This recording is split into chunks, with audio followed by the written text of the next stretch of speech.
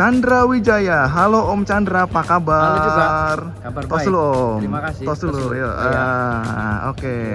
Ini lagi ngapain nih aktivitas siang hari ini nih Om? Aktivitasnya nungguin khusus untuk apa kamu?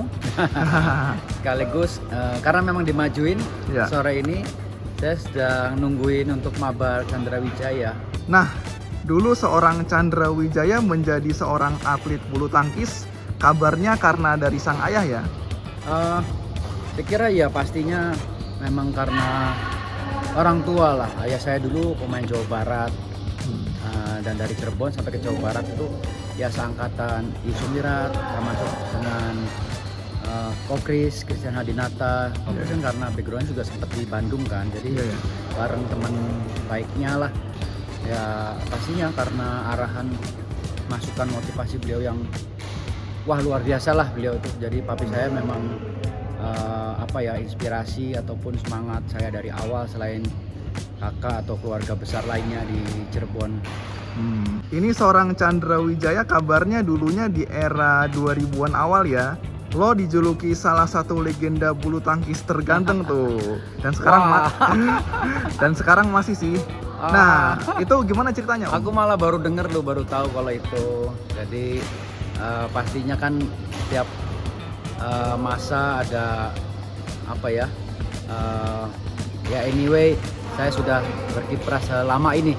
Kalau dibilang legend tahun 2000 rasanya mungkin sebelumnya itu lah, karena mohon maaf atau izin juga karena saya sendiri ya tentunya bersyukur dan bangga, satu kehormatan kalau bisa disebut legend, living legend, karena memang ya prestasi saya sebagai Olympic champion, sebagai world champion, sekaligus All England ya, ataupun beberapa turnamen lainnya ya tentunya sangat bangga untuk sumbangsi saya selama ini untuk Merah Putih ya. Jadi ya pastinya disebut legenda, kriterianya apa sih gitu loh maksud saya. Jadi so far atau selama ini yang kita beri anugerah legenda itu ya betul-betul seperti awalnya kan kayak Kokris Christian Hadinata sendiri, dan terakhir juga kayak Koheri dan Kohar itu saya kira pembina ya. Semua yang hampir dibilang terpampang juga di hall saya ini ada Edi Hartono Gunawan. Ya di situ ada, ini dari eranya, ini nanti bisa dilihat ya. Jadi di sana tuh Yuhok. Ya, terus juga di sana ada Tim Thomas Uber Cup, ini ada Cuncun Dohan Wahyudi kan bisa lihat ya. Terus ada Lins Wiking ya juga dulu pemain double. Ini ada Hendra Aksan. Itu ada Ricky Rekti. Juga ada eranya Taufik, ada eranya Landi Limpele, Anton Denny, terus juga di sana termasuk ya karena ini keseluruhan ya. Nah, selain itu juga kabarnya seorang Chandra Wijaya juga dijuluki The Racing Star tuh di era tersebut. Nah, itu gimana Om? Ya kalau 97 atau memang sebelumnya itu kalau dibilang Racing Star sih otomatis lah, karena belum berprestasi atau memang sedang menanjak sampai mungkin juga ya rekornya 7 turnamen, juara di beberapa turnamen sampai ranking 1 dunia 97 ya. 98 sampai 2000 itu memang boleh dibilang saya sama partner Sigit dan nama Tony ya sampai di Olimpik pun masih ranking 1. Jadi ada pergantian partner, tapi saya nggak lama bisa mencapai ranking 1 lagi lah. Nah, ceritain dong awal mula lo itu hijrah dari kampung halaman di Cirebon ke Jakarta untuk menjadi seorang atlet bulu tangkis profesional. Ya awal ceritanya ya benang merahnya lah, singkatnya itu memang sekali lagi tadi karena keluarga besar saya, kakek saya tuh gemar olahraga. Papi saya juga dulu pemain yang bagus, karena boleh dibilang saya belajar atau melihat dari beberapa mainnya, terus beberapa informasi itu ya talented lah gitu. Sampai keluarga besar saya, sampai kakak saya yang cukup intens waktu itu kan di Jawa Barat atau di Jawa Tengah ya. Banyak kejuaraan kecil, terus habis itu kan porseni, ya senang aja, terus kagum. Terus juga ya saya melihat lagi kalau di TV gitu kan ada live siaran langsung. Ya mungkin dulu belum banyak, artinya bulu tangkis olahraga kebanggaan nasional lah Ya. ya, dan bisa mendunia gitu. Artinya memang sekarang meskipun ada panahan, angkat besi atau panjat tebing gitu ya, saya kira sorenya di bulu tangkis itu ini olahraga kebanggaan nasional lah, bukan hanya Asia tapi Indonesia yang mampu berbicara di tingkat dunia, sehingga akhirnya saya berpikir kemungkinan besar saya juga bisa mencapai ke sana gitu.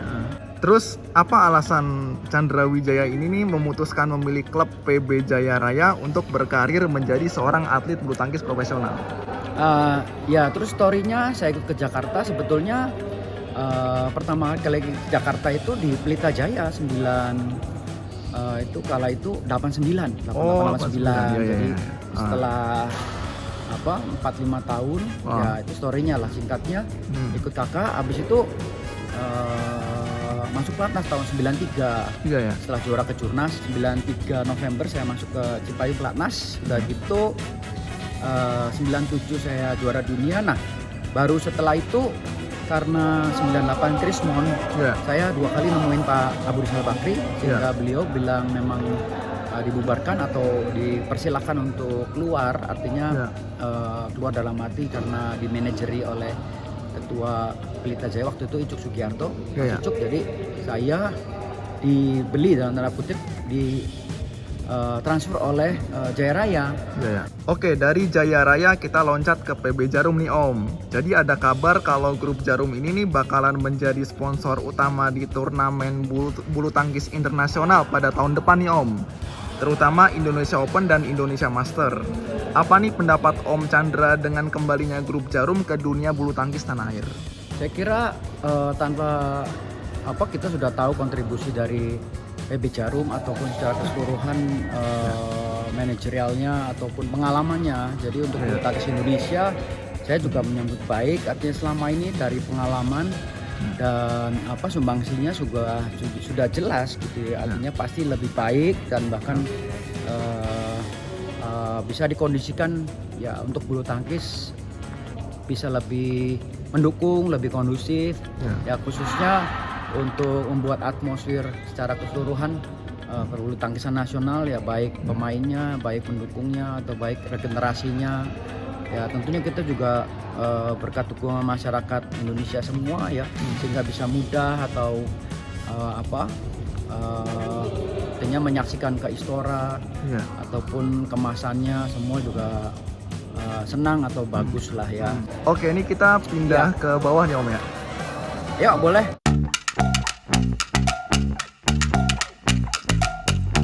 Oke, nih kita lanjut lagi ngobrol nih Om. Katanya seorang Chandra Wijaya ini nih merupakan atlet yang keras kepala nih. Dalam tanda kutip tuh keras kepalanya yang positif tuh Om. Itu yang dimaksud itu tuh gimana Om? Apa? Yang dimaksud tuh apa tuh Om? Coba cerita nih. Sebetulnya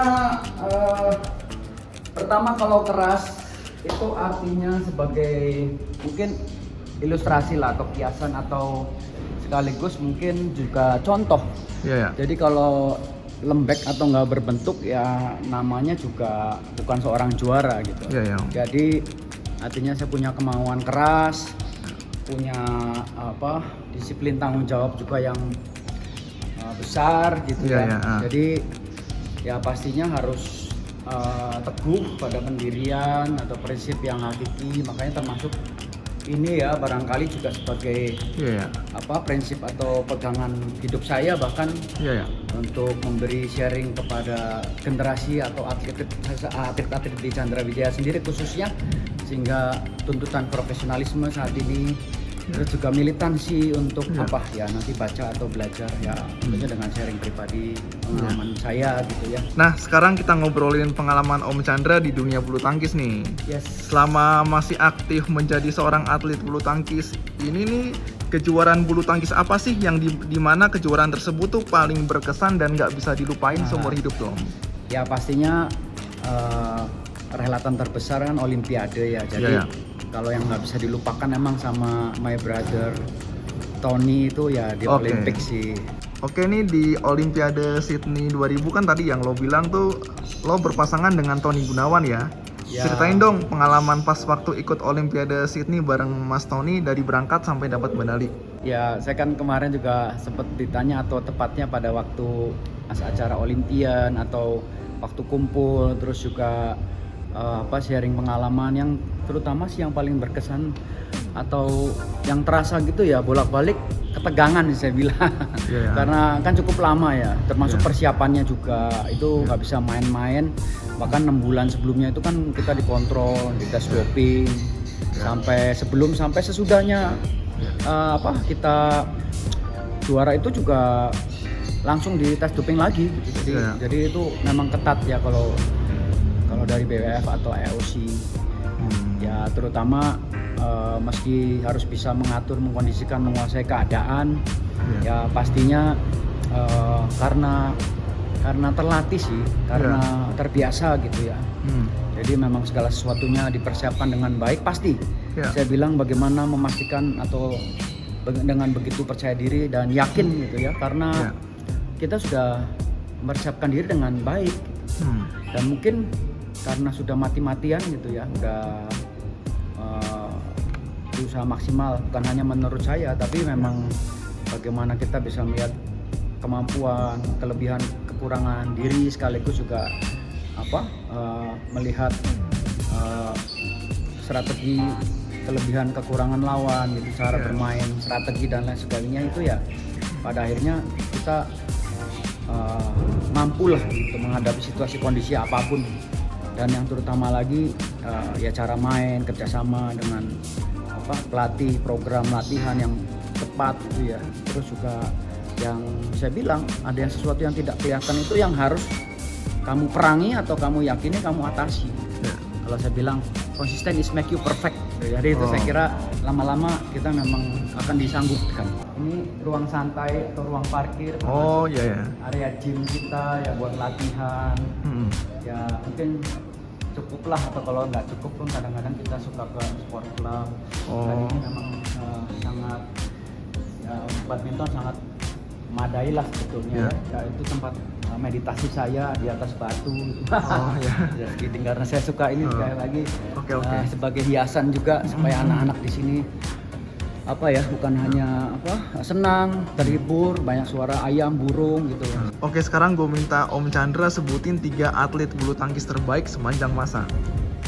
3 atlet terbaik sepanjang masa ya. Ya saya sebut Kokris. Kemarin juga saya bilang saya mencontoh Kokris banyak, dari disiplinnya, konsistensinya, komitmennya. Kalau dari dekat itu mungkin senior saya ya. Dulu senior saya yang luar biasa, mungkin prestasinya juga kan kayak Ricky Rexi itu.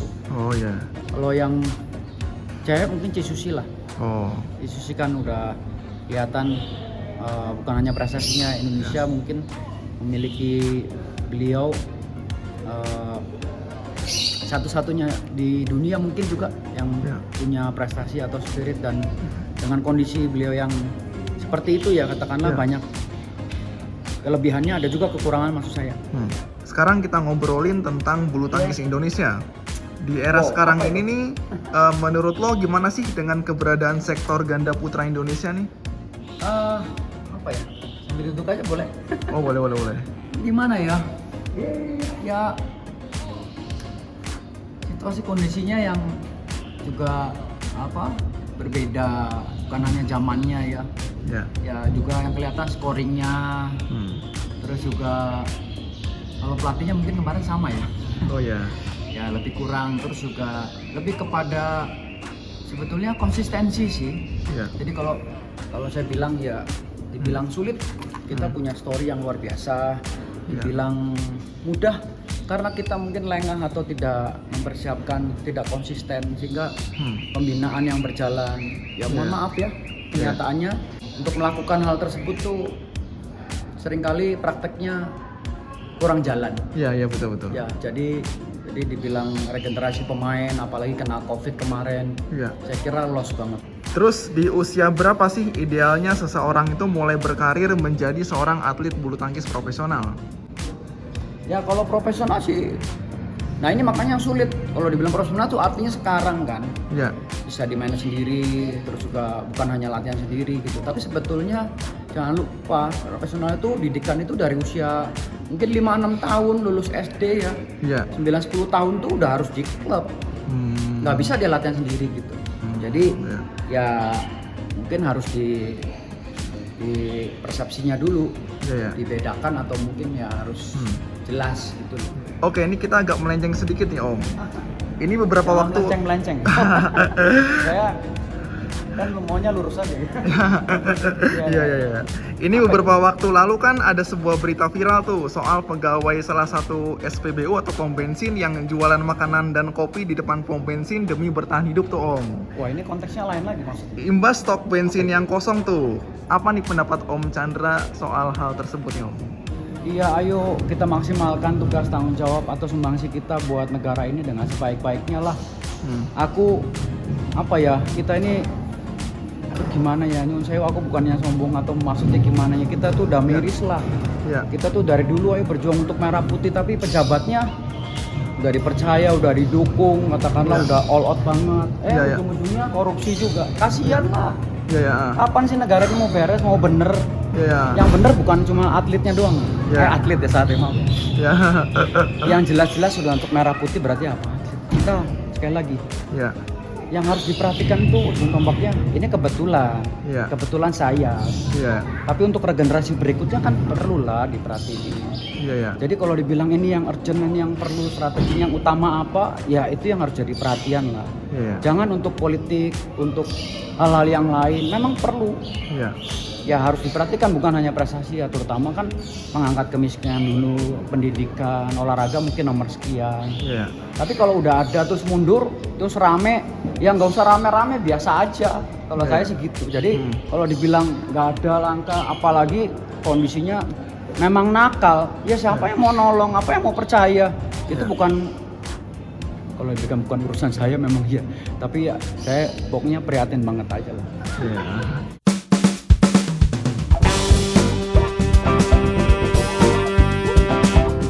Ini sebagai salah satu bukan usaha sih. Ya. Memang ya saya hanya mau buat kenang-kenangan aja. Oh. Dan sekaligus sebagai bukti bahwa ini adalah Ya. bukti kecintaan saya kepada keluarga, Ya. bukti kecintaan saya kepada bangsa dan negara, bukti kecintaan saya Ya. atas pencipta saya, hambanya Tuhan. Ya, ya. Jadi saya ingin memberi yang terbaik sehingga membuat kenang-kenangan, harapannya bisa menjadi berkat, inspirasi buat kita semua, terutama ya karena kebetulan saya lahir di Indonesia dan sudah mendapat banyak berkat dari bulu tangkis dan sekaligus juga apa yang bisa saya berikan melalui bulu tangkis. Kabarnya akhir-akhir ini Om Chandra juga menulis sebuah buku tuh. Ya. Buku apa sih kalau boleh tahu? Ya bulan lalu tepatnya, September. Ya. Terus buku biografi Chandra Wijaya dari Ya. perjalanan dari kecil sampai sekarang ini, ya karena bertepatan dengan Happy Gocap Chandra Wijaya gitu. Iya, ya. Jadi memang sudah cukup lama, cuma saya ambil momen itu untuk Iya. ya sekali lagi bisa memberi pesan lah sedikit banyak, karena ini juga tentunya satu kebanggaan, kehormatan bukan untuk saya sendiri juga, berkat orang tua, papi mami, keluarga besar saya. Dan seperti saya katakan tadi, saya sangat-sangat tersentuh, saya sangat terpanggil gitu. Yeah. Karena saya lahir di Indonesia yang berlatar belakang berprestasi luar biasa juga di bulu tangkis, sehingga saya ingin berkarir, ingin berprestasi juga di bulu tangkis sehingga bisa mencetak sejarah-sejarah yang luar biasa atau indah ya. Oke, menurut lo, apakah olahraga bulu tangkis ini kedepannya trennya bakalan bisa mengalahkan olahraga pedal? Kan pedal baru, tapi hebat. Jadi artinya apa? Saya tidak mau berkomentar akan hal itu. Jadi pertanyaannya kurang tepat menurut saya. Ya. Jadi lebih baik bagaimana bisa mempertahankan visi-misi bangsa atau besar, terutama mempertahankan prestasi bulu tangkis Indonesia dong. Kalau padel itu kan baru olahraga fun atau orang bilang sosialita. Ya it's okay gitu, buat saya sih nggak masalah. Karena banyak kan, bahkan di sebelah saya pun ini sekarang lagi mau bangun padel kan. Tapi yang lebih utama buat saya ya concern dan fokus itu penting. Dan yang lebih penting lagi ya jangan sampai dukungan yang ada selama ini bukan hanya terpecah ataupun buyar konsentrasinya. Jadi jangan sampai katakanlah euforianya terus juga perhatiannya jadi malah terbalik gitu. Yang selama ini sekarang itu kan mungkin begitu. Jadi jangan lupa kita harus mengarahkan atau mendedikasikan juga, karena biar bagaimanapun juga anatomi terus juga kemampuan manusia Indonesia itu sangat tepat untuk bisa jadi juara bulu tangkis. Ya terbukti bukan hanya di di dunia dan olimpiade kan gitu. Nah, ini kan Om Chandra mendirikan sebuah hall badminton yang bisa dibilang cukup mewah tuh. Apa sih yang buat Om Chandra ini nih ke-trigger mendirikan hall badminton sebesar ini? Saya kira ini impian semua atlet atau mungkin yang bener ingin berprestasi, ingin berdedikasi, ya boleh dibilang pengabdian gitu ya. Dan melihat Indonesia negara bulu tangkis, coba kamu bisa lihat juga hall bulu tangkis yang memadai, yang memenuhi standar internasional gitu. Apalagi internasional gitu ya. Ya saya kira cukup untuk latihan pembinaan nasional yang memadai. Tapi memang ya saya membuat hall ini pun sangat-sangat tidak mudah. Ya sudah di studi banding segala macam karena saya suka bertanding keluar, terutama kenyamanannya, keamanannya, terus juga ketinggiannya kan kayak kamu bisa lihat lah. Ya untuk anak-anak supaya itu tadi aman nyaman dan cukup dapat fasilitas ya. Agar latihannya bisa maksimal dan harapannya bisa berprestasi maksimal juga kelak gitu. Ya sekaligus hall ini juga karena saya profesional mendukung anak-anak, juga perlu ya kita profesional mandiri sehingga kita buka untuk umum untuk memberi sumbangsi atau subsidi silang juga buat mereka gitu. Jadi kita ada sewakan di luar ini, di luar pelatihan gitu ya. Sehingga silakan bagi yang mau mencoba atau mau main dan ikut teman-teman atau member-member lainnya juga di sini gitu. Kita open maksudnya. Oke, kita ngobrolin yang lain nih Om. Om Chandra itu suka musik gak sih? Dan suka dengerin musik apa kalau boleh tahu? Kalau suka musik hobinya apa jenisnya ya? Iya. Ya saya lebih ke slow rock aja lah gitu, santai gitu, nggak yang berat. Meskipun semua musik saya suka. Jadi ada waktunya atau momen tertentu kan kita bisa ngepasin ya. Kalau dengerin di kamar sendiri kan atau di lain tempat gitu kan harus sesuai lah maksud saya. Oke, terakhir nih Om, menurut lo beneran ya? Terakhir. Menurut lo di Olimpiade Los Angeles 2028 cabang bulu tangkis Indonesia ini nih kira-kira sektor mana yang sangat berpeluang mendapatkan medali emas Olimpiade? Mungkin kalau sektor yang berpeluang, kalau realistis sekarang yang diandalkan kan masih mungkin ganda putra, ganda campuran, terus juga tunggal putra sebetulnya, atau yang seperti kemarin pun yang sangat mungkin untuk bisa buat kejutan tunggal putri, dan juga ganda putri yang kemarin bisa meraih emas juga kan, siapa yang bisa memprediksi. Tapi berkat spirit itu nggak ada yang nggak mungkin lah kalau kita itu betul-betul berusaha. Aku merinding. Jadi ini mohon maaf ya, spiritnya harus ditingkatkan terus atau ditambah atau kita untuk jadi berkat itu boleh dibilang berat memang. Sangat-sangat sulit beban tugas tanggung jawab, tapi sekali lagi nggak ada yang mustahil, nggak ada yang nggak mungkin. Harapannya juga khususnya tiap atlet ini ya terpanggil sehingga bisa punya mental karakter yang kuat juga untuk bisa mencapai tujuan itu, karena memang standarnya kalau bulu tangkis kan sudah tinggi ya. Ya juara dunia, juara olimpiade. Mudah-mudahan adik-adik semua atau generasi bintang berikutnya kuat. Dan sekali lagi saya juga dulu karena keberanian, karena tekad, terus karena maksa terus bisa tuh gitu aja sih. Yes, oke, season friend. Tadi udah banyak banget jawab-jawabnya. Kalau sekarang aku udah mau naik, mau selesai. Thank you. Oke Om, thank you Om. Bye.